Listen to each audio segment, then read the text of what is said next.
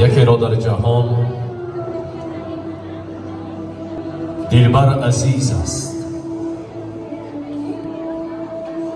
یکی را مال و سیم و زر عزیز است. عزیزان از همه موجودی عالم مرا مادر عزیز است.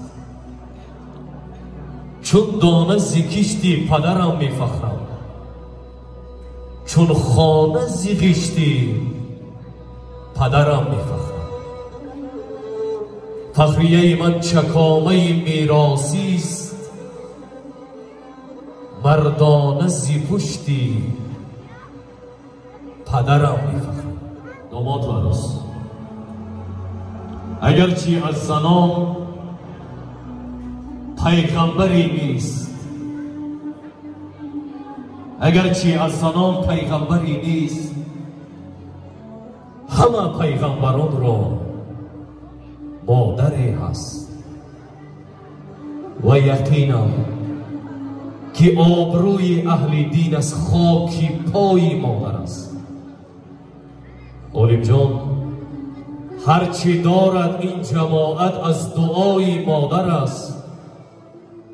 آنچه در وصف بهشت فرمود قرآن کریم، صاحب قرآن بگفتا زیر پای مادر است. جانی برادر، هم پدر و هم مادر بهر ما جان و جگر، بی پدر و بی مادر چون یتیمی در بدر.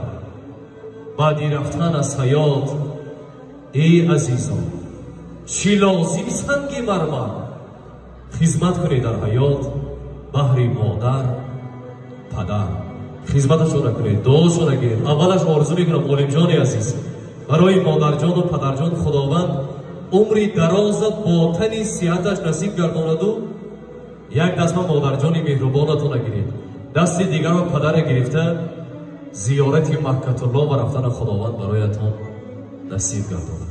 کاسه آب شوم نوش پدر، جامه شاه شوم پوش پدر. زیهی چشمی که هرگیز نم نگیرد، زیهی مردی که در دل غم نگیرد. غم نبیرد.